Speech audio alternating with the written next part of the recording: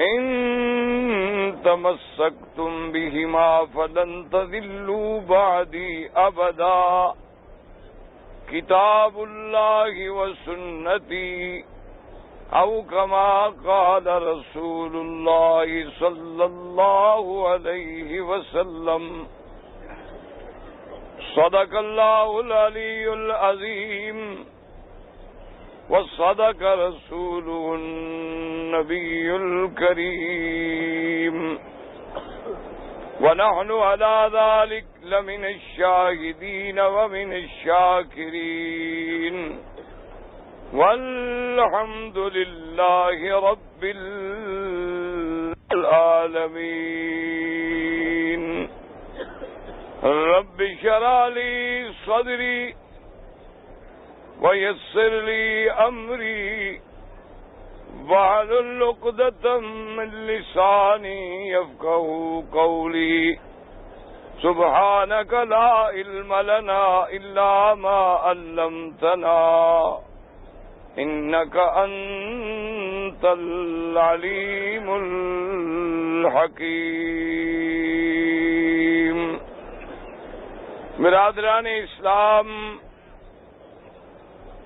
واجب الاحترام بزرگوں، دوستوں اور بھائیوں، اللہ تبارک و تعالیٰ کے کلام مقدس میں سے ایک آیت مبارکہ اور آقا انعامدار حبیب کبریا سیدنا محمد مصطفیٰ صلی اللہ علیہ وعلا آلہ واصحابہ وسلم تسلیما کثیرا کثیرا کے فرامین مبارکہ میں سے ایک حدیث تلاوت کی ہے.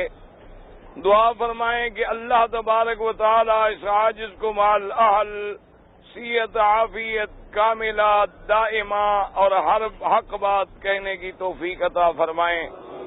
اللہ ہم سب کو حق پر چلنے کی توفیق عطا فرمائیں. پروردگار عالم تمام آنے والوں کی پریشانیاں، بیماریاں ظاہری باطنی دور فرمائیں اور حاضری منظور و مقبول فرمائیں. میں نے اپنے چند روزہ معروضات میں جو مسئلہ عرض کیا تھا اس کا خلاصہ یہ ہے کہ اللہ تبارک و تعالیٰ کی ذات بھی وحدہ لا شریک لہ، یعنی اس کی ذات میں بھی کوئی شریک نہیں ہے، اور میرے اللہ کے جو صفات خاصہ ہیں ان میں بھی اللہ کا کوئی شریک نہیں ہے.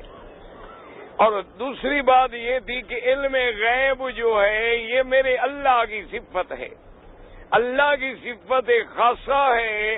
علم غیب میں بھی اللہ کا کوئی شریک نہیں ہے. تمام علوم غیوب کا کلی کامل مکمل تفصیلی علم جو ہے وہ میرے اللہ کے پاس ہے. اللہ تبارک و تعالی چاہتے ہیں تو اپنے انبیاء علیہم السلام پر غیب کے بعض جزئیات کو کھول دیتے ہیں. اللہ اگر چاہتے ہیں تو اپنے اولیاء پر بھی غیب کھول دیتے ہیں، لیکن اللہ تبارک و تعالی نہ چاہیں تو کسی اللہ کے فرشتے کو، اللہ کے پیغمبر کو، اللہ کے ولی کو نہ زندگی میں نہ موت کے بعد علم نہیں ہے. اور یہ مسئلہ جو ہے اللہ کے قرآن کا ہے اور فرمان رسول محمد مصطفیٰ کا ہے. اور اسی مسئلے کی کمزوری سے آدمی شرک میں پڑتا ہے کہ جب آدمی کسی کو پکارتا ہے، جب آدمی کسی کی نظر مانتا ہے، جب آدمی کسی کو مدد کے لیے پکارتا ہے، اس کا معنی ہے کہ وہ اس کو عالم الغیب جانتا ہے، اس کا عقیدہ ہے کہ وہ اس کی فریاد کو سنتا ہے اور اس کے دکھ درد کو دور کرتا ہے. اور جب یہ عقیدہ ہو جائے تو یہ شرک آ جاتا ہے. اللہ تبارک و تعالی ہر مسلمان کو، ہر کلمے پڑھنے والے کو شرک سے بچائیں، بدعات سے بچائیں، گناہوں سے بچائیں اور اپنے پاک نبی سرکار مدینہ کا غلام بنائیں. اللہ پاک سے دعا کریں، آپ درود شریف پڑھیں اور میں اپنے معروضات عرض کروں. حاضر ناظر ہونا جو ہے یہ بھی میرے اللہ کی صفت ہے کہ اللہ تبارک و تعالی اپنے معیت علم کے ساتھ. یہ نہیں کہ اللہ ہر جگہ آ جاتے ہیں. جیسے یہ جو ہے بیت اللہ، یہ کس کا گھر ہے؟ اللہ کا. اس کا معنی یہ نہیں کہ اللہ اس میں رہتے ہیں، نعوذ باللہ. اللہ نے نسبت کر دی کہ میرا گھر ہے، بس اس وجہ سے ہم کہتے ہیں کہ بیت اللہ ہے. ورنہ اللہ کا مقام علو ہے، اللہ کا مقام عرش اعلی ہے. اللہ تبارک و تعالی کا مقام جو ہے، اب دیکھیں ہر بندہ یوں دعا مانگتا ہے کیونکہ اللہ کا مقام ہی علو ہے، اللہ کا مقام ہی عرش اعلی ہے. لیکن کعبے کو کہہ دیا میرا گھر ہے. اسی طرح نبی پاک کو فرمایا کہ میرا رسول ہے، انبیاء کو فرمایا کہ میرے پیغمبر ہیں، اپنے پیارے بندوں کو کہہ دیا کہ میرے بندے ہیں. ہر جگہ موجود ہونے کا معنی کیا ہے کہ ہر چیز جب اللہ کے علم میں ہے تو معیت علم کی وجہ سے وہ ہر جگہ موجود ہیں. ورنہ مقام ان کا علو ہے، حاضر ناظر ہونا، یہ صفت بھی میرے اللہ کی ہے. کوئی بندہ اگر جبریل کو، ملک کو، نبی کو، سرکار دو عالم، سرکار مدینہ سیدنا محمد الرسول اللہ صلی اللہ علیہ وسلم کے بارے میں یہ عقیدہ رکھے کہ حضور بھی ہر جگہ موجود ہیں یا ہمارا مرشد بھی ہر جگہ موجود ہے، تو یہ عقیدہ بھی اللہ کی صفت میں شرک کے برابر ہے اور آدمی مشرک بن جاتا ہے. اللہ ہر مسلمان کو شرک سے محفوظ رکھے. اور میں کل عرض کر رہا تھا سیدنا زکریا علیہ السلام کی بات، جہاں تقریر جو تھی وہ ختم ہو گئی، وقت جو تھا وہ ختم ہو گیا کہ سیدنا زکریا علیہ السلام اللہ کے نبی ہیں، اللہ کے پیغمبر ہیں، جن کا ذکر اللہ کے قرآن میں بھی موجود ہے.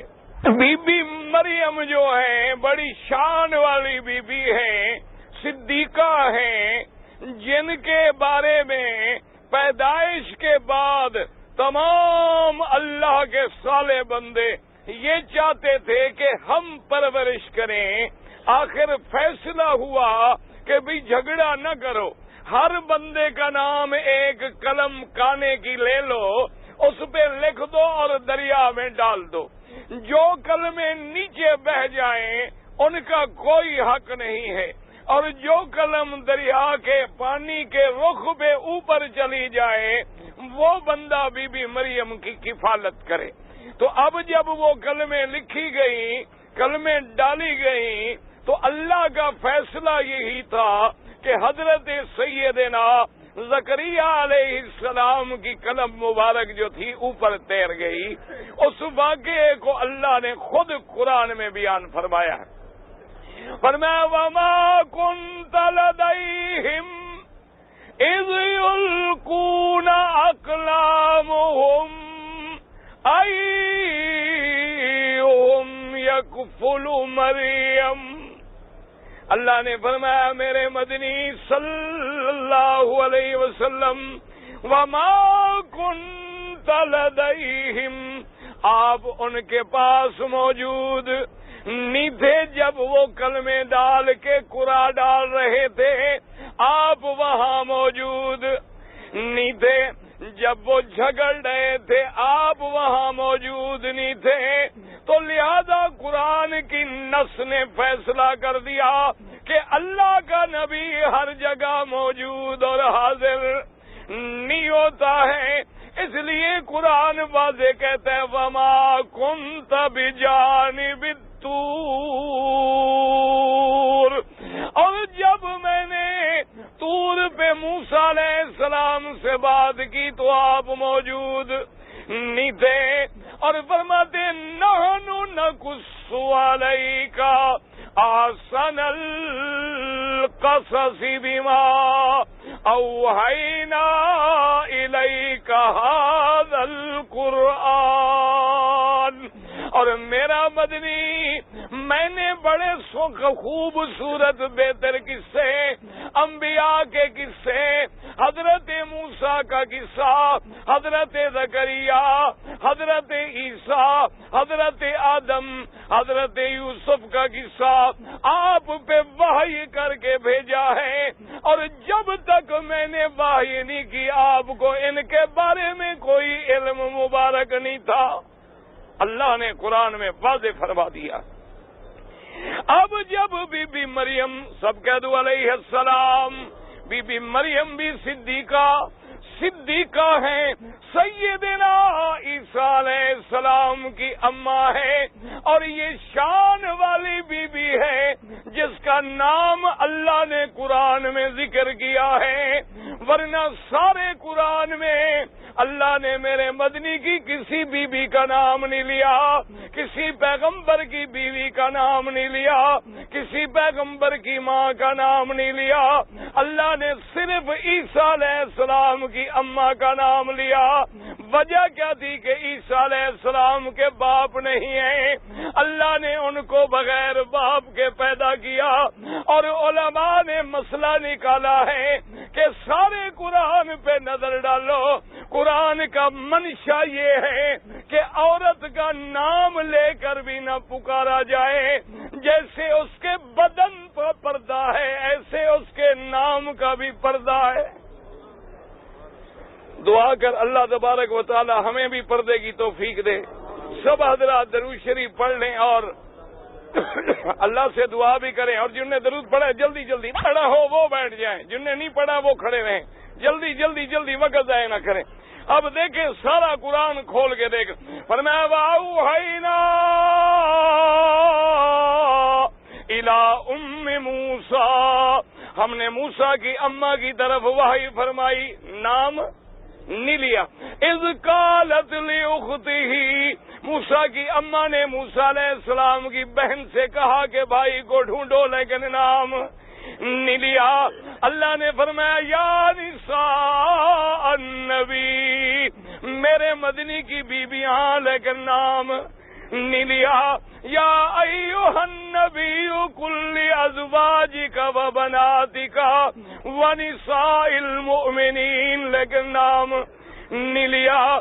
ضرب اللہ مثلا للذین آمنوا امرأۃ فرعون، اللہ نے نام نہیں لیا۔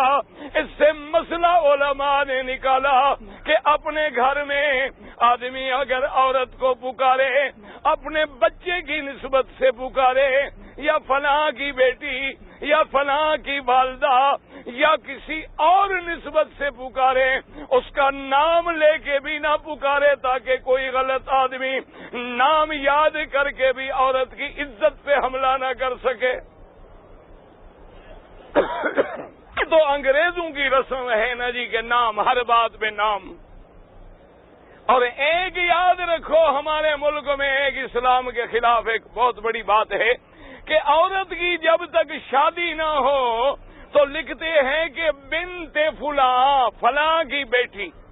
جب شادی ہو جائے تو پاسپورٹ ہے، ریکارڈ ہے، کارڈ ہے، اب شوہر کا نام لکھتے ہیں اور باپ کا نام ختم ہو جاتا ہے۔ یہ اسلام کے خلاف ہے۔ اسلام کہتا ہے کہ جب بھی نام لکھو اس کے باپ کا نام لکھو، تاکہ ہر اولاد اپنے باپ کے نام کو باقی رکھنے والی بنے۔ اس کا کوئی تعلق نہیں کہ اس کی نسبت باپ سے کاٹ کے شوہر کے ساتھ کر دی جائے۔ اسلام کا حکم ہے کہ ادعوہم لآبائہم، اللہ نے فرمایا سب کو ان کے باپ کے نام کے ساتھ پکاریں۔ کیا مانا؟ عائشہ بنت ابی بکر، یہ نہیں کہیں گے، ہاں یہ کہہ کے بعد میں کہہ سکتے ہو کہ زوجۃ رسول اللہ، لیکن نسبت باپ کی طرف ہوگی۔ لیکن یہ ایک شان والی بیوی ہے کہ اللہ نے جس کا نام بھی قرآن میں لیا ہے، اور اس کے بعد پورے قرآن کی سورت کا نام بھی سورت مریم۔ یہ اتنی شان والی بیوی ہے جس کو اللہ نے یہ عظمت بخشی ہے۔ تو اسلام نے تو عورت کو یہ عزت دی ہے، یہ مقام دیا ہے کہ عورت کی آواز پہ پردہ. عورت اذان کہہ سکتی ہے؟ کیوں نہیں کہہ سکتی؟ اذان گناہ ہے نہ، اذان کہنا گناہ کا کام ہے، نیکی کا کام ہے. لیکن عورت اذان نہیں کہہ سکتی، عورت مسجد میں امام نہیں بن سکتی، عورت زور سے قرآن بھی نہیں پڑھ سکتی. وجہ کیا ہے کہ اس کے جسم پہ بھی پردہ، آواز پہ بھی پردہ، کہ اس کی آواز بھی کوئی غیر بندہ سن کے فتنے میں مبتلا نہ ہو جائے. اب بی بی مریم کی جب کفالت ہو گئی، سیدنا زکریا علیہ السلام لے آئے، انہوں نے اپنے مسجد کے قریب اپنے حجرے میں بی بی کے ٹھہرنے کی جگہ بنا دی، اور آپ نگرانی فرماتے، خدمت فرماتے، اور جب باہر تشریف لے جاتے تو دروازہ بند کر دیتے.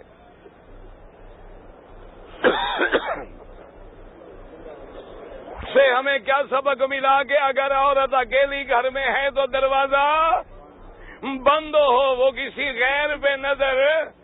اسلام کا حکم ہے کہ کسی کے دروازے پہ جاؤ تو سامنے نہ کھڑے ہو جاؤ، بلکہ کونے سے کھڑے ہو جاؤ، کنارے سے کھڑے ہو جاؤ، تاکہ ایسا نہ ہو کہ آواز دو اور دروازہ کھلے اور تیری نظر سیدھی اندر جا پڑے. اسلام نے اس سے بھی منع کیا ہے، اور اسلام کا یہ حکم ہے کہ اگر کوئی دروازہ کھٹکھٹائے تو عورت ترش جواب دے کہ بھی گھر والا موجود نہیں ہے، بعد میں آئے. نرم بات نہ کرے کہ سننے والے کے دل میں فتنہ نہ پڑ جائے. اسلام نے اتنی پابندیاں لگائی ہیں، وجہ کیا ہے؟ یاد رکھو کہ جتنی قیمتی چیز ہے اتنی محفوظ ہوتی ہے. آپ دیکھیں اگر ہیرے کی انگوٹھی ہو تو آدمی بینکوں کے لاکر میں تالے میں محفوظ رکھتا ہے، اور عام انگوٹھی ہو تو ایسے پھینک دیتا ہے.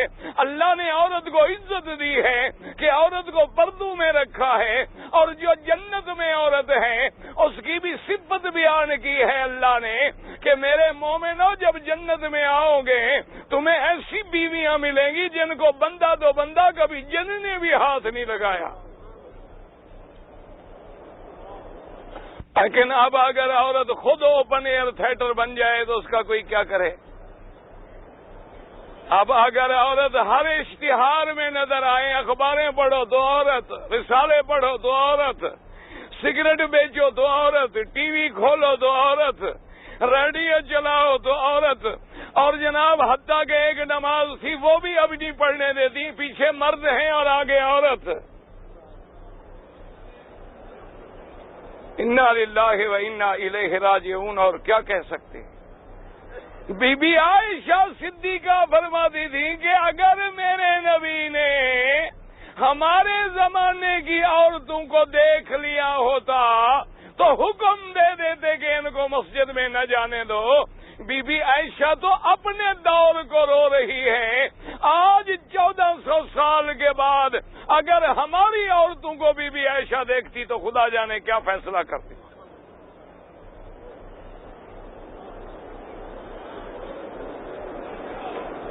تو سیدنا زکریا علیہ السلام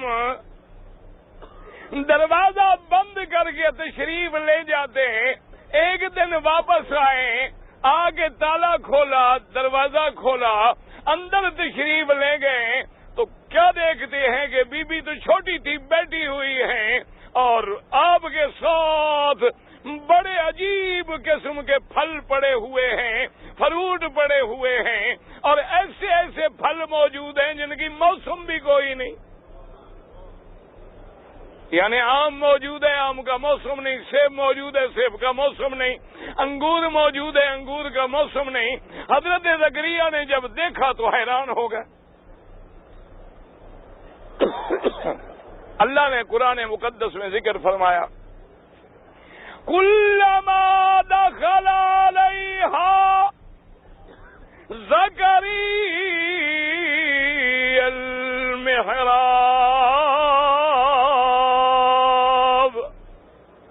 وجد عندها رزقا کہ جب جب داخل ہوتے حضرت زکریا بی بی مریم کے پاس دیکھتے رزق اللہ کا دیا ہوا، فواکہ موجود ہیں، پھل موجود ہیں۔ اب حضرت زکریا حیران ہوئے اور کیا فرمایا؟ قال یا مریم انا لک ھذا۔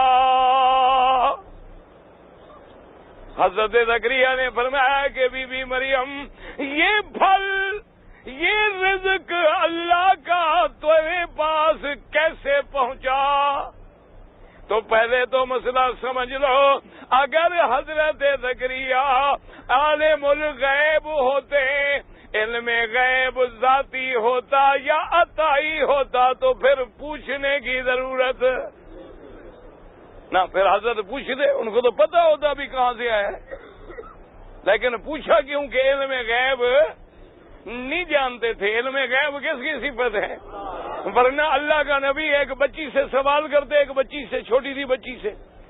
اللہ کا قرآن ہے کہ قال یا مریم انا لکی ھذا، اور اس کے بعد بی بی نے کیا جواب دیا؟ اللہ اکبر!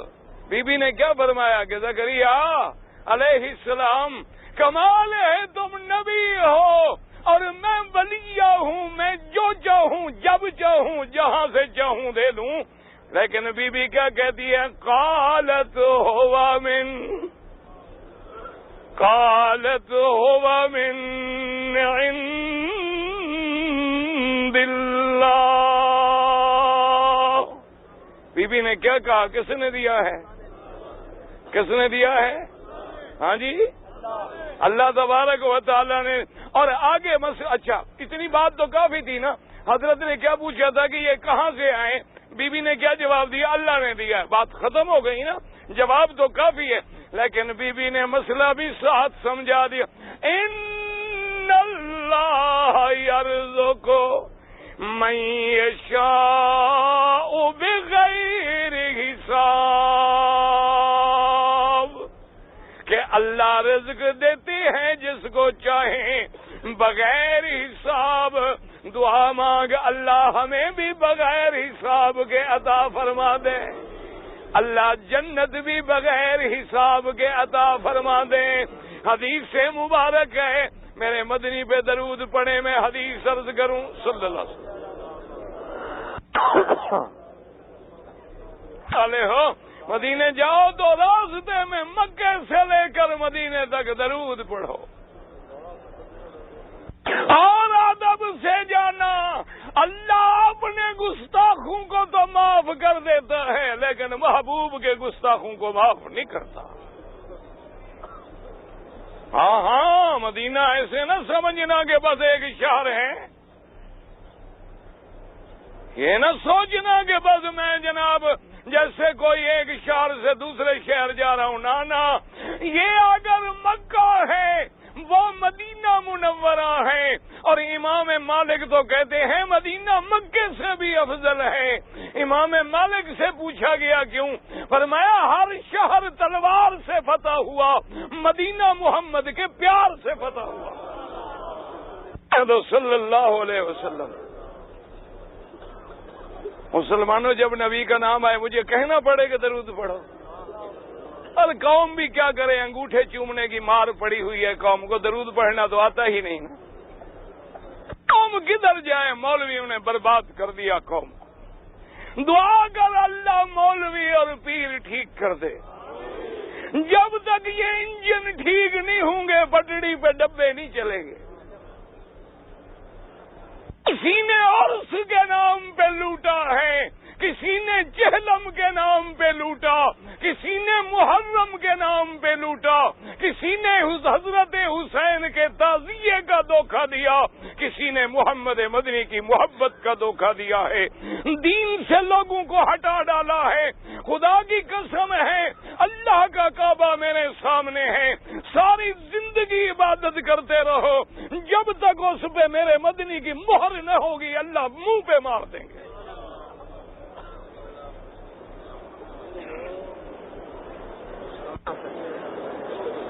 خدا کے لیے دین کو سمجھو، مدینہ مدینہ ہے، کہہ دو منورہ۔ اللہ اس کی شان کو قیامت تک آباد دائم رکھے۔ یہ وہ شہر ہے کہ جس کے بارے میں میرے مدنی نے مولا سے کہا، مولا تیرے خلیل نے مکہ مانگا، تیرا حبیب مدینہ مانگتا ہے، تو نے لوگوں کے دل میں مکے کی محبت ڈالی ہے، میرے مدینے کی محبت زیادہ ڈال دے۔ تو نے مکے میں برکت رکھی ہے، مدینے میں دگنی برکت ڈال دے۔ حبیب خلیل نے تیرا مکہ حرم بنایا، حبیب تیرا مدینہ حرم بناتا ہے۔ یہ مدینہ منورہ میرے مدنی کا شہر ہے، میرے مدنی کا مدفن ہے، صحابہ کا مدفن ہے، دین کا مقر ہے، اسلام کا مرکز ہے، جہاں میرے مدنی کی نبوت چمکی ہے، جہاں سے دین کے چشمے پھوٹے ہیں، جہاں سے اسلام کے قافلے چلے ہیں، جہاں سے قرآن چلا ہے۔ اور یہ وہ زمانہ ہے مدینے کا، نماز اترے تو مدینے میں، حج اترا تو مدینے میں، زکوٰۃ اتری تو مدینے میں، جہاد اتری تو مدینے میں، ساری شریعت اللہ نے اتاری تو محمد کے مدینے میں اتاری ہے۔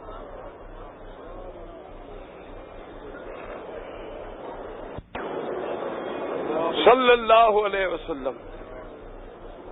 امام مالک نے کیا پیاری بات کی ہے، انہوں نے کہا مکہ بھی تو تلوار سے فتح ہوا ہے نا، شہر تلواروں سے فتح ہوتے ہیں، شہر جنگوں سے فتح ہوتے ہیں۔ انہوں نے کہا ایک مدینہ ساری دنیا میں ایسا شہر ہے جہاں تلوار نہیں چلی، ابھی میرا مدنی نہیں گیا، ابھی ہجرت نہیں فرمائی۔ آج جہاں تم نے وادی عقبہ میں کھڑے ہو کے جمرۃ العقبہ پہ رمی کی ہے، یہ وہی وادی ہے، وادی عقبہ، جہاں 70 آدمی آیا بیٹھا ہے، اور رات کو چھپ کے میرا مدنی، ابھی مدنی مدینے نہیں پہنچا، مدینے والے پہلے پہنچے ہوئے ہیں۔ نصیب ہے نا مدینے والوں کا، یہ نصیب کی بات ہے نا۔ اللہ کے نبی فرماتے ہیں اگر دو سڑکیں ہوں، ایک سڑک پہ ساری دنیا ہو، ایک پہ مدینے والے ہوں، تو میں مدینے والوں کے ساتھ جاؤں گا۔ ایک دفعہ میرے پاک نبی نے مال غنیمت تقسیم فرمایا، لیکن مدینے والوں کو نہ دیا، مکے والوں کو دے دیا، طائف والوں کو دے دیا، اسلام میں نئے داخل ہونے والوں کو دے دیا۔ مدینے والوں کے کچھ بندوں کے دل پہ بار گزرا کہ اللہ کے نبی نے ہمیں نہیں دیا مال غنیمت۔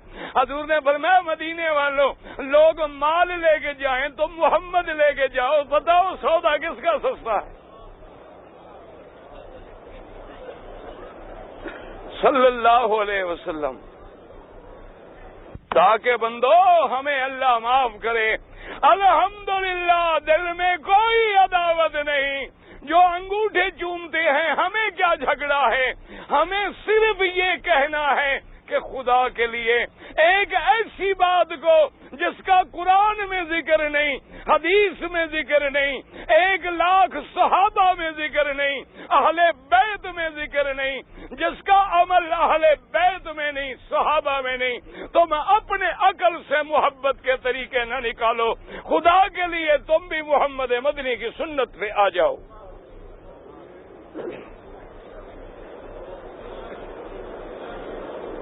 مدینے والے آئے نا بیعت کرنے کے لیے، حضور نے بیعت کر لی تو پتہ ہے مدینے والوں نے کیا بات کی؟ سبحان اللہ، مدینے والوں کی شان ایسی ہے نا جی، اللہ نے کتنی پیاری بات ان کے دل میں ڈال دی۔ تو ایک مدینے والے صحابی نے عرض کیا، اس نے کہا حضور اب ہم نے بیعت کر لی، غلام بن گئے، ایک ہمارا عرض ہے محبت سے سن لیں۔ حضور نے فرمایا کیا بات ہے؟ انہوں نے کہا حضور آج آپ کے ساتھ ہم وعدہ کرتے ہیں، آپ جب مدینے آئیں گے ہم اپنی جان مال بچے اہل اولاد سب مدنی پہ قربان کر دیں گے، لیکن مہربانی کریں ایک وعدہ آپ بھی کریں کہ پھر ہمیں چھوڑ کے نہ جانا۔ یہ ہے عشق محمد مصطفیٰ. دعا کر اللہ ہمیں نصیب کرے. ہم تو 14ویں صدی کے عاشق ہیں نا. جہاں مرضی آئی خیرات کر لی, جلسہ کر لیا, قوالی کرا لی اور حضور کو بلا لیا. پتہ ہے میرے نبی نے کیا جواب دیا؟ کہہ دو صلی اللہ علیہ وسلم. آپ نے فرمایا مدینے والوں سنو, فیکم احیا وفیکم اموت. مدینے والوں میرا بھی وعدہ ہے کہ میں زندہ بھی اب تمہارے ساتھ اور موت بھی تمہارے ساتھ. میرا وعدہ ہے میں بھی تمہیں کبھی چھوڑ کے نہیں جاؤں گا. اللہ تبارک و تعالی نے میرے نبی کے لیے, اور امام مالک رحمت اللہ علیہ فرماتے ہیں کہ بعض روایات میں ہے کہ بندہ جہاں دفن ہوتا ہے خدا کی شان ہے کہ اسی مٹی سے اللہ نے اس بندے کو پیدا کیا ہوتا ہے اور وہ اپنی اسی جگہ پہنچ کے دفن ہوتا ہے. امام مالک فرماتے ہیں کہ جب میرا مدنی ساری کائنات سے افضل, سارے نبیوں سے افضل, سارے رسولوں سے افضل ہے اور میرے مدنی کا دفن مدینے میں ہے, تو معلوم ہوا کہ میرے مدنی کی مٹی بھی اللہ نے مدینے سے لی تھی. تو معلوم یہ ہوا کہ وہ مٹی بھی پھر سب سے افضل ہے, کیونکہ جس سے اللہ نے میرے مدنی محمد پاک کو پیدا فرمایا ہے, جس کی شان کے برابر کسی کو شان نہیں ملا ہے. یاد رکھو مدینے کا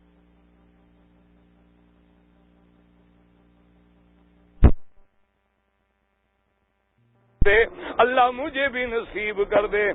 جب مدینے جائیں زبان پہ درود ہو اور دل میں محمد مدنی کا پیار اور محبت ہو, اور جب مدینے کے شہر میں پہنچ جائیں جلد بازی نہ کریں, اپنی جگہ پہ جائیں. مرد ہیں, عورتیں ہیں, بچے ہیں, بوڑھے ہیں, وہاں سامان اتاریں, سامان رکھیں, غسل کر کے اچھے کپڑے پہنیں, اچھے کپڑے پہن کے خوشبو لگائیں, کیونکہ میرے مدنی پاک کو خوشبو بڑی پسند تھی زندگی مبارک میں.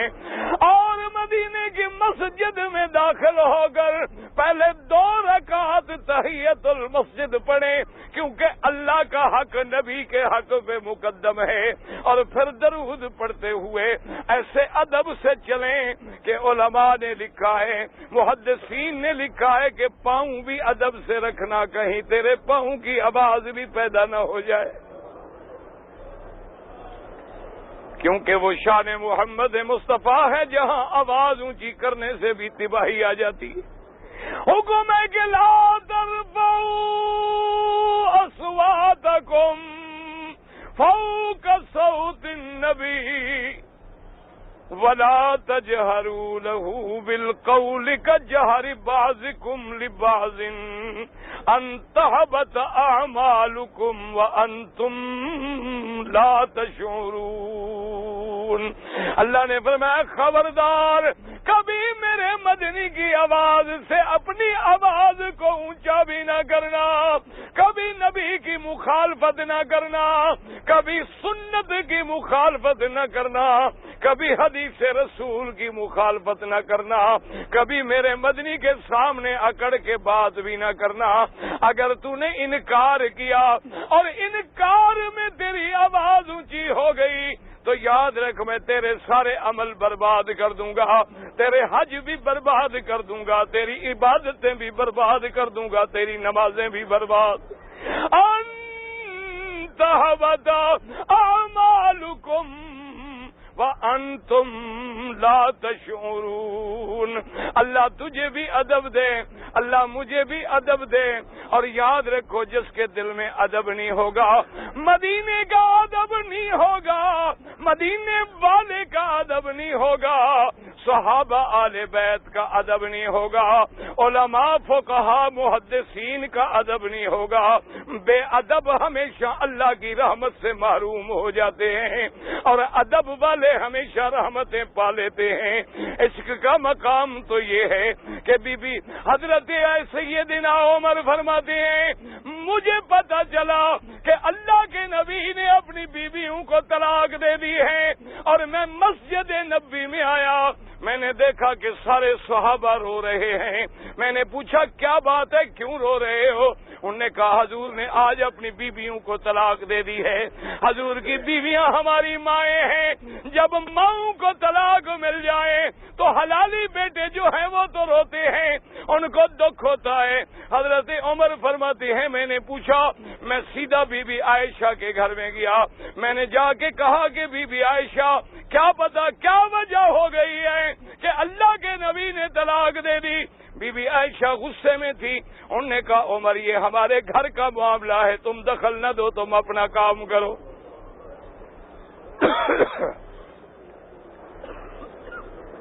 اللہ اکبر۔ حضرت عمر فرماتے ہیں کہ میں بیٹی کے پاس آیا، بی بی حفصہ حضرت عمر کی بیٹی ہے اور زوجہ محمد مصطفیٰ ہے۔ آتے ہوئے کہا کہ حفصہ میں نے تمہیں کہا تھا کہ حضور کو تنگ نہ کیا کرو، اب اچھا ہوا کہ نبی نے طلاق دے دی ہے۔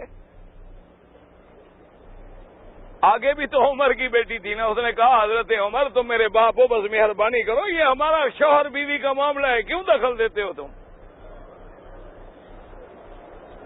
حضرت عمر کہتے ہیں میں غصے میں لوٹ آیا، آ کے پتہ کیا کہ حضور کہاں ہے، تو حضور ایک چوبارے میں تشریف فرما تھے، آپ کا غلام رباح جو ہے وہ سیڑھیوں پہ ٹانگیں لٹکائے بیٹھا تھا۔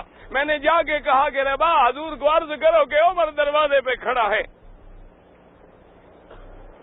اب دیکھو عشق کا معاملہ یہ ہے، عشق دعا کر اللہ ہمیں سچا عاشق بنائے، اور چوری کھانے والے مجنو نہ بنو کہ 12 ربیع الاول میں جھنڈیاں لگا لی، انگوٹھے چوم لیے، قوالی کرا لی، عاشق بن گیا۔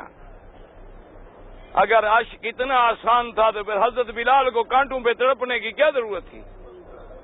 وہ بھی کہہ دیتے کافروں کو کہ جناب ہم کوئی جھگڑا وگڑا نہیں، ہم نے تو جھنڈیاں لگانی ہیں، عرس کرنے ہیں بس۔ وہ کہتے ٹھیک ہے جا کے کرو۔ کافر تو خود آئے تھے میرے نبی کے پاس، کہنے لگے حضور ہم صلح کر لیتے ہیں، آپ ہمارے خداؤں کو کچھ نہ کہیں، ہم آپ کے خدا کو نہیں چھیڑتے، آپ اپنا کام کریں، ہم اپنا کام کرتے رہتے ہیں۔ حضور نے فرمایا ظالموں میں اللہ کی توحید چھوڑ دوں؟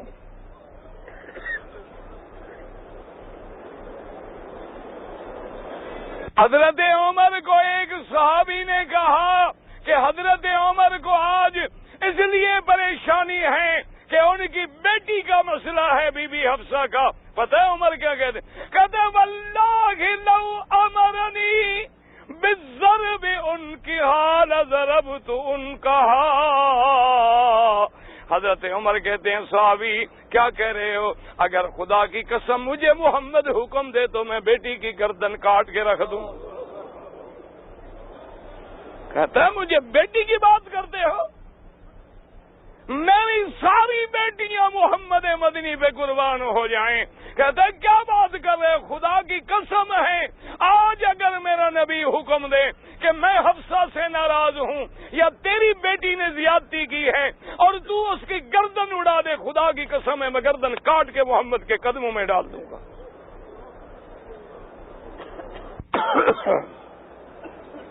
میرے یاد رکھو میرے بھائی، عشق اللہ تجھے بھی نصیب کرے، اللہ مجھے بھی نصیب۔ عشق کا معنی ہے اتباع محمد مصطفیٰ، مدنی کے غلام بن جاؤ، مدنی کے فرمان پہ جانے قربان کر دو۔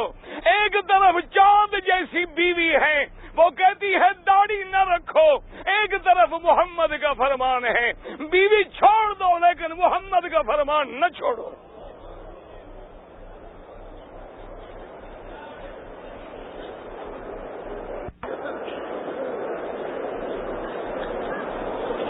یہ عشق ہے، عشق کا معنی جھنڈیاں لگانا نہیں۔ اور یاد رکھو اگر ہمیں صرف میلاد منانے ہوتے، سالگرہ بنانی ہوتی. ایمان سے کہو پھر 1,24,000 پیغمبر ہے، ہم کس کس کی سالگرہ منائیں؟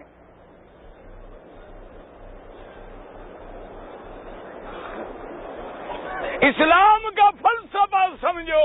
اسلام یہ نہیں کہتا کہ اسماعیل کی اماں کی سالگرہ مناؤ. اسلام کہتا ہے جیسے اماں دوڑی تھی تم دوڑو، اور وہ وقت یاد کرو کہ جب پانی نہ ہو، بچہ تڑپ رہا ہو تو کس سے مانگا جاتا ہے؟ اسلام کہتا ہے ابراہیم خلیل کی سالگرہ نہ مناؤ، جیسے اس نے قربانی کی تھی وہ قربانی کرو. تیرے اندر جذبہ پیدا ہو کہ اللہ بکرا مانگے حاضر ہے، جان مانگے حاضر ہے. یہ ہے عشق محمد مصطفیٰ. اللہ کے بندے، اللہ تبارک و تعالی نصیب فرما دے. تم کیا سمجھتے ہو اس جگہ کا کیا مقام ہوگا جس کو آباد کرنے کے لیے اللہ نے اپنے حبیب کو بھیجا ہے؟ اور جہاں میرے مدنی کا ڈیرا ہے، جس مسجد کو میرے مدنی نے اپنے ہاتھوں سے بنایا ہے، جہاں مدنی نے امام بن کے نمازیں پڑھائی ہیں، جہاں خطبے پڑھائے ہیں، جس مدینے کے پہاڑ بھی محمد کے عاشق ہیں نا. جبل احد حضور کا محبوب ہے کہ نہیں؟ جہاں پہاڑوں کو محبت ہو وہاں کوئی بندہ گستاخ بن سکتا ہے؟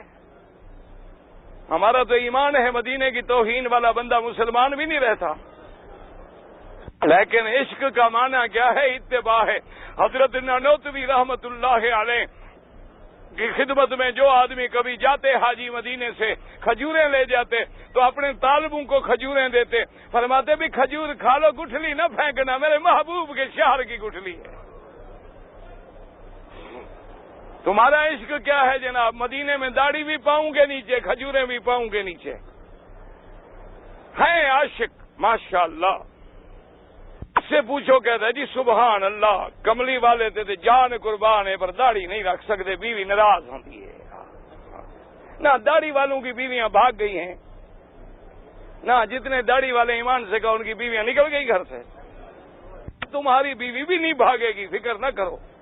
اور داڑھی رکھنا مرد کی شان ہے، داڑھی نہ ہونا عورت کی صفت ہے. عورت کی داڑھی ہوتی ہے؟ تمہارے ملک میں ہو تو ہو، یہاں عرب میں تو نہیں ہوتی. یہ اس کے سیدنا عمر، سیدنا مدنی کے دروازے پہ کھڑے ہیں. فرمایا اجازت. غلام نے عرض کیا حضور نے اجازت نہ دی. بڑی دیر گزری، عمر نے پھر عرض کیا اجازت مانگو، اجازت نہ ملی. تھوڑی دیر گزری، حضرت عمر نے کہا ربا پھر اجازت مانگو مدنی سے. اور حضرت عمر کہتے ہیں میں نے زور زور سے باتیں شروع کی کہ میری آواز کسی طرح پہنچ جائے، حضور مجھے اجازت دے دیں. تیسری دفعہ پر حضور نے بلایا اور جب میں آیا حضرت عمر کہتے ہیں میں نے دیکھا کہ چٹائی پہ محمد مدنی لیٹ رہا ہے. میں تو ایئر کنڈیشن میں بھی نیند نہیں آتی نا. ایئر کنڈیشن بسوں پہ مدینے جاؤ جی، بڑی بڑی تکلیف ہوئی ہے نا. مدینے جاتے ہوئے بھی تکلیف ہو بندے کو تو میرا خیال ہے عجیب بات. او خدا کا شکر کر، اگر ہمیں مدینے میں سر کے بل بھی گھسیٹ کے کوئی لے جائے نا تو شکر کر کہ کسی طرح اللہ ہمیں مدینے پہنچا تو دے.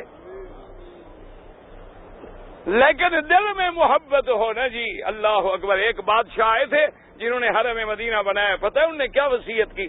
اپنے ساری غلاموں کو بلایا، وہ جو پروٹوکول استقبال کرنے والے تھے ان کو کہا میرے ہاتھ پیچھے رسی کی طرح باندھ دو اور میرے گلے میں بھی رسی ڈالو، مجھے گھسیٹ کے لے جاؤ، میں سنت کا مخالف ہوں، میں تو مجرم ہوں.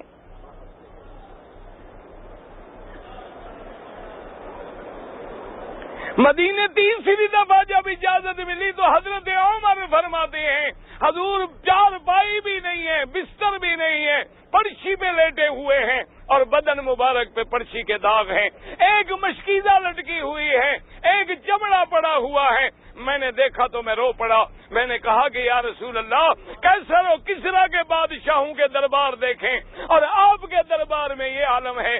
حضور نے فرمایا عمر، تم اس بات میں راضی نہیں، ان کے لیے دنیا ہے اور ہمارے لیے آخرت ہے۔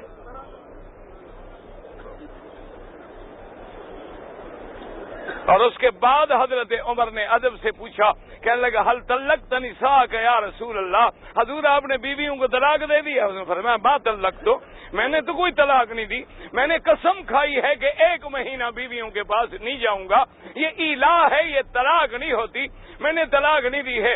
حضرت عمر خوش ہو گئے، آپ نے فرمایا اللہ اکبر، اور آپ کی آواز اتنی اونچی تھی ماشاءاللہ، سب صحابہ کو پہنچ گئی کہ عمر خوش ہو رہا ہے تو معاملہ خیر کا ہے، معلوم ہوتا ہے طلاق نہیں دی حضور پاک نے۔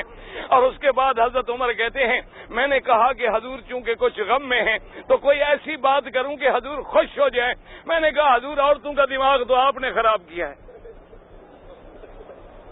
میں کیسے؟ میں نے کہا حضور جب ہم مکے میں تھے نا، ڈنڈے مار مار کے سیدھا کر دیتے تھے، آپ مدینے میں آپ نے کہا عورت کو مارو نہیں، عورت کو یہ نہ کرو، عورت کو یہ نہ کرو، عورتیں سر پہ چڑھ گئی ہیں ہمارے۔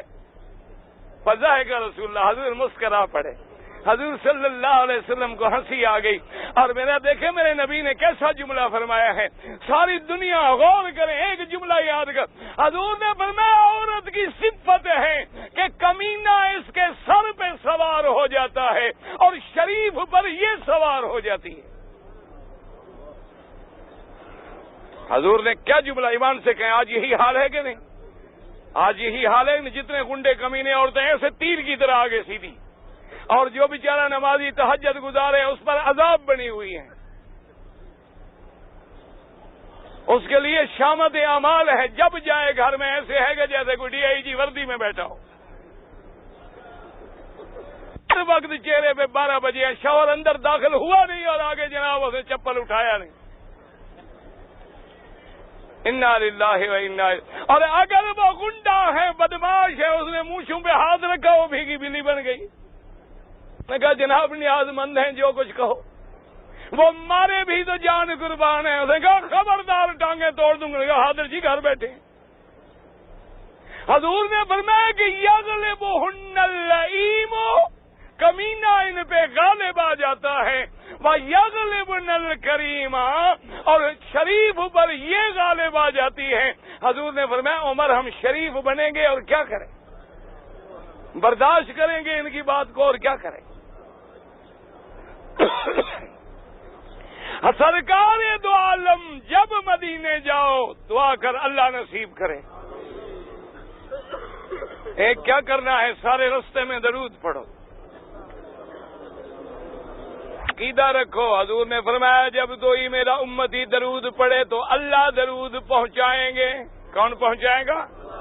یہ نہیں کہ میرا مدنی آئیں گے، درود کون پہنچائے گا؟ اللہ پہنچائیں گے۔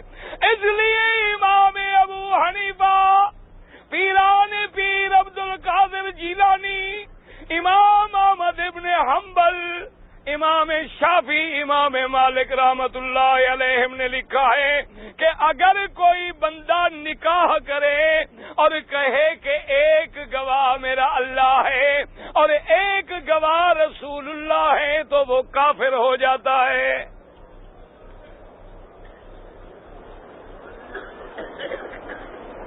میں نے نہیں کہا، پیران پیر نے کہا ہے، مجھے اوپر فتویٰ نہ لگا دینا کہ مکی وہابی ہے۔ یہ میں نے نہیں کہا، تمہارے پیر مرشد نے کہا ہے کہ اگر ایک آدمی نکاح کرے اور کہے کہ میں خداوند گواہ کردائم، اللہ کو گواہ بناتا ہوں اور اللہ کے رسول کو گواہ بناتا ہوں، انہوں نے کہا وہ بندہ کافر ہو جاتا ہے کہ اس نے یہ عقیدہ رکھا کہ حضور یہاں موجود ہیں، حاضر بھی ہیں، ناظر بھی ہیں، عالم الغیب بھی ہیں۔ جب یہ عقیدہ رکھا تو ایمان سے نکل گیا۔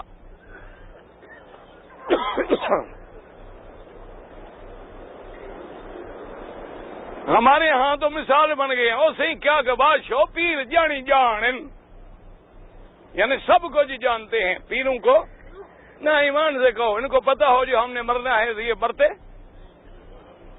کیا جانتے ہیں؟ کتنے پیر ہیں جن کی اولاد نہیں ہے؟ کتنے پیر ہیں جو بیمار ہیں؟ کتنے پیر ہیں جو دکھ میں ہیں، تکلیفوں میں ہیں؟ کیوں؟ کون مالک ہے؟ یاد رکھو، عقیدہ رکھو، اللہ کے ولی برحق، ان کی کرامت برحق، اللہ کے نبی برحق، ان کے معجزے برحق، لیکن یہ سب مخلوق ہیں، وہ خالق ہے، یہ مانگنے والے ہیں، وہ دینے والا۔ اپنے عقیدے ٹھیک کر لو مسلمانوں، عمل میں کمزوری ہو تو اللہ رحمت کریں گے، بخشے جائیں گے، لیکن عقیدہ ٹیڑھا میڑھا ہوا تو پھر جہنم کے علاوہ ٹھکانہ کوئی۔ بڑے سے بڑا گناہ ہے، میرا مالک بخشنے پہ تیار ہے۔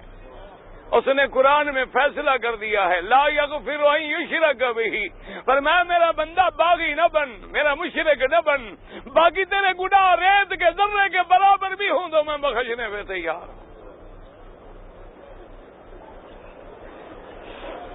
اور جب مدینہ منورہ میں پہنچ جائیں، یاد رکھو سنت طریقہ کیا ہے؟ غسل کریں، کپڑے پہنیں، عورتیں مرد اپنا لباس بدلیں، خوشبو لگائیں، مسجد میں آ کے 2 رکعت تحیت المسجد پڑھیں، پھر آرام کے ساتھ مرد جو ہیں وہ مواجہ رسول پاک میں آئیں اور ادب سے کھڑے ہوں، نہ زیادہ جالی مبارک کے قریب جائیں، نہ زیادہ دور کھڑے ہوں، نہ آواز زیادہ بلند کریں، نہ آواز زیادہ نرم کریں۔ یوں تصور کریں کہ اگر زندگی میں حاضر ہوتا تو میں کیسے سلام پڑھتا؟ پھر خشوع کے ساتھ، ادب کے ساتھ کھڑے ہوں۔ عاشق تو وہ تھے نا، کیا پیاری بات کہی، یہ ہیں عاشق، دعا کر اللہ ہمیں بھی ذرا نصیب کر دے۔ کہتے اگر 1000 بار بشویم دہن بمشک و گلاب، ہنوز نام تو گفتن کمال بے ادبیست۔ کہتا ہے میرا مدنی 1000 بار جو منہ کو دھو ڈالوں گلاب سے، پھر بھی تیرے نام لے کے سلام پڑھنے میں ڈر لگتا ہے کہیں گندی زبان سے بے ادبی نہ ہو جائے۔ یہ ہے عشق۔ اس لیے حکم ہے کہ زیادہ دیر نہ لگائیں، زیادہ چیخ و پکار نہ کریں، بالکل مختصر طریقے سے الصلاۃ والسلام علیک یا رسول اللہ، الصلاۃ والسلام علیک یا حبیب اللہ، اور جو یاد ہو جلدی سے سلام پڑھ کے پھر سیدنا ابو بکر پہ سلام پڑھیں، پھر سیدنا عمر پہ سلام پڑھیں، پھر آگے جا کے رخ قبلے کی طرف کر کے دعا میرے اللہ سے مانگیں کہ صلاۃ و سلام میرے مدنی کا حق ہے، لیکن استغاثہ ندا میرے اللہ کا حق ہے۔ ہر کسی کو حق دینا ہوگا، ہر کسی کا حق ادا کرنا ہوگا۔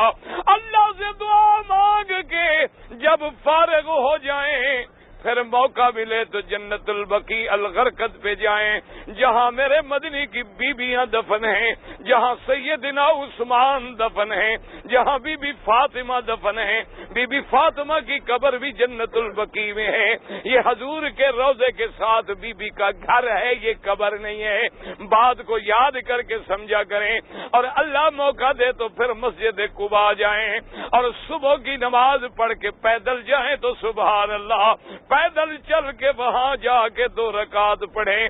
حضور نے فرمایا جو مدینے سے چل کے قباء میں آئے گا، میں اس اللہ فرماتے ہیں اس کو پورے عمرے کا ثواب دوں گا۔ کیوں؟ میرے اللہ نے جیسے مکے میں عمرہ رکھا، مدینے والوں کے لیے قباء کی حاضری کو عمرہ بنا دیا۔ اس کا شان ہے نا وہ جس کو دینے پہ آئے۔ کیوں؟ اب مدینے والے بیچارے روز کہاں جائیں طواف کرنے، اور کسی جگہ طواف ہو نہیں سکتا۔ اللہ نے فرمایا کہ میرے مدنی اور حضور خود مسجد قباء جاتے، خود شہدائے احد جاتے اور علماء نے لکھا ہے کہ جب باہر سے جاؤ جوں جوں مدینے کا شہر نظر آئے، جوں جوں مدینے کا روزہ نظر آئے، اتنی دل میں تڑپ زیادہ ہو، ادب زیادہ ہو، درود زیادہ ہو، سگریٹ پھینک ڈالیں، اپنے منہ کو گندا نہ کریں۔ تم پاک نبی کے پاک شہر میں جا رہے ہو، اپنے چہروں پہ داڑھی رکھ لیں، سنت کی مخالفت نہ کریں، تاکہ اس نبی کے شہر میں جس کا ہم نے کلمہ پڑھا ہے وہاں بھی اگر لحاظ نہ کیا تو کہاں لحاظ کریں گے؟ اللہ تبارک و تعالیٰ کی شان دیکھیں، وہ شان بھی نرالے ہوتے ہیں۔ اللہ اکبر۔ اب دیکھیں جی، اللہ کا نبی ہے، پیغمبر ہے، سبحان اللہ، لیکن اللہ نے علم نہیں دیا۔ میرا پاک نبی سرکار دو عالم کہہ دو صلی اللہ علیہ وسلم، اللہ اور حضور نے فرمایا میرا مدینہ ایسا شان والا ہے، یاد رکھو، حضور نے فرمایا مدینے کی زمین ایسی شان والی زمین ہے کہ یہ پاک کو قبول کرتی ہے، ناپاک کو نکال دیتی ہے۔ اس لیے حدیث میں آتا ہے کہ قیامت سے پہلے زلزلہ آئے گا اور مدینے میں جتنے منافق ہیں، بے دین ہیں، مدنی کے مخالف ہیں، اللہ سب کو نکال دیں گے، کیونکہ مدینہ پاک، مدینہ بھی پاک، مدینے والے بھی پاک، رہنے والے بھی پاک، جن کی پاکی کا میرا خدا گواہ ہے، جن کی پاکی پہ قرآن اترے ہیں، جن کی شان میں اللہ کا قرآن اترا ہے، اور جس مدینے کے پہرے دینے والا خود میرا مدنی محمد مصطفیٰ ہے صلی اللہ علیہ وآلہ آلہ وصحبہ وسلم تسلیما کثیرا۔ لیکن اپنے عقیدے کو صاف رکھیں، دیکھیں کہ حضرت زکریا پیغمبر ہے، سامنے کھڑے ہیں، سامنے پھل پڑے ہوئے ہیں، اور بی بی جواب میں کیا کہتی ہے؟ قالت ہوا من عند اللہ ان اللہ یرزق من یشاء بغیر حساب۔ بی بی کہتی ہے زکریا یہ اللہ کی طرف سے ہیں، اور اللہ چاہے تو بے حساب بھی رزق عطا فرما دیں، بے موسم بھی رزق عطا فرما دیں۔ اب دیکھیں شان پیغمبر کی، جب رات کا وقت ہوا، تہجد کی گھڑی آئی تو اللہ کا پیغمبر مصلی پہ کھڑا ہے اور اللہ کو پکارتا ہے۔ اللہ تبارک و تعالیٰ فرماتے ہیں اذ نادى ربه نداء خفيا، کہ میرا پیغمبر بڑے خفیہ انداز میں پکارتا ہے اور کہتے ہیں رب ہب لی من لدنک ذریۃ، میرا مولا اگر بی بی مریم کو بغیر موسم کے پھل مل سکتے ہیں تو اپنے پیغمبر کو بھی بغیر موسم کے بچہ عطا فرما دے۔ میرا مولا میں بوڑھا ہو گیا ہوں، بشتان الراس شیبا، میرے بالوں میں سفیدی آگ کی طرح جھلک پڑی ہے، میں بوڑھا ہو گیا، کمزور ہو گیا ہوں، میری بیوی بھی بوڑھی ہو گئی، اب اولاد کی موسم تو کوئی نہیں ہے، لیکن حبلی من لدنک ولیا یرثنی۔ اب دیکھیں نبی کس سے اولاد مانگ رہا ہے؟ ہاں جی، کس سے مانگتے؟ سب مل کر کہتے اولاد کون دیتا ہے؟ اگر اللہ دیتا ہے تو یہ پیر بخش جو نام رکھا ہوا ہے یہ کیا مانا ہے پھر؟ حسین بخش، پیر بخش، فقیر بخش، امیر بخش، پینے دیتا، یہ کیا ہے؟ وہ دیتا تو خدا ہے، پھر یہ پیر کی طرف۔ یاد رکھو یہ شرک ہے، چھوٹا موٹا گناہ بھی نہیں۔ یہب لمن یشاء اناثا ویہب لمن یشاء الذکور، اللہ چاہے تو بچے دے دے، اللہ چاہے تو بچیاں دے دے، اللہ چاہے تو بالکل نہ دے، اللہ چاہے تو جوڑے دے دے، کوئی بچہ نہیں دے سکتا۔ یاد رکھو جو کلندر سے مانگتے ہیں، پیروں سے مانگتے ہیں، وہ شرک ہے۔ اولاد دینے والا کون ہے؟ میرا اللہ۔ اللہ کا نبی مصلی پہ ہے، اللہ نے فرمایا کہ جبریل جا کے کہہ دو یا زکریا انا نبشرک بغلام اسمہ یحییٰ لم نجعل له من قبل سمیا۔ اللہ نے فرمایا زکریا تیری فریاد میں نے سن لی ہے، تمہیں ہم بچہ دیں گے، اور بچہ بھی ایسا ہوگا جس کا نام بھی ہم رکھیں گے اور اس کو بھی نبوت سے سرفراز کریں گے۔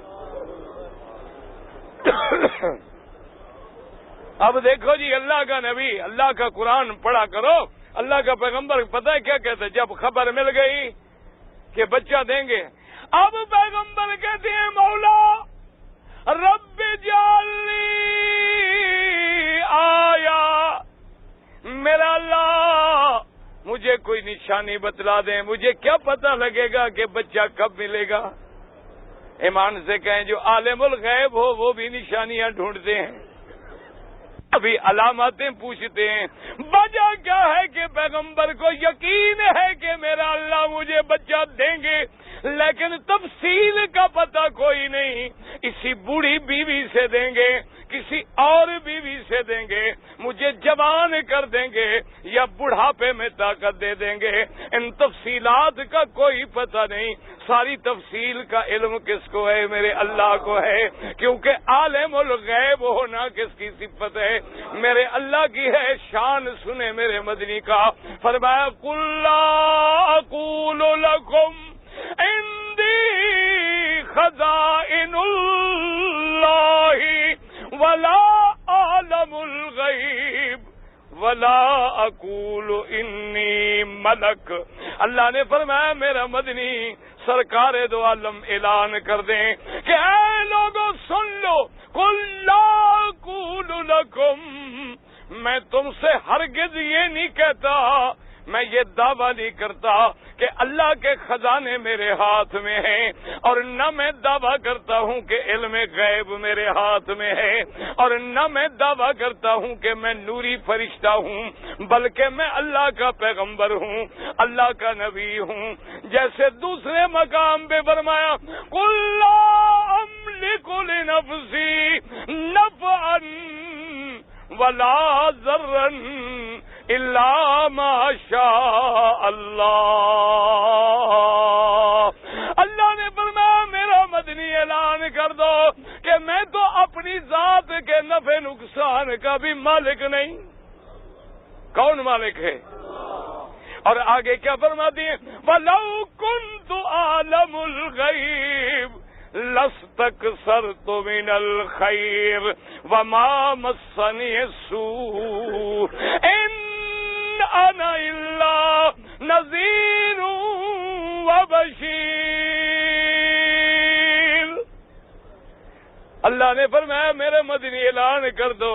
اللہ کا نبی فرماتے ہیں لوگوں سمجھ لو، اگر میں عالم الغیب ہوتا تو پھر میں ساری بھلائی اکٹھی کر لیتا، مجھے کبھی دکھ نہ پہنچتا، تکلیف نہ پہنچتی۔ یاد رکھو میں عالم الغیب نہیں، میں تو اللہ کا بھیجا ہوا ہوں، ڈرانے والا، بشارت دینے والا، انکار کرنے کو ڈرانے والا، ماننے والوں کو جنت کی بشارت دینے والا۔ اِنَّا إِلَّا نَذِيرٌ وَبَشِيرٌ۔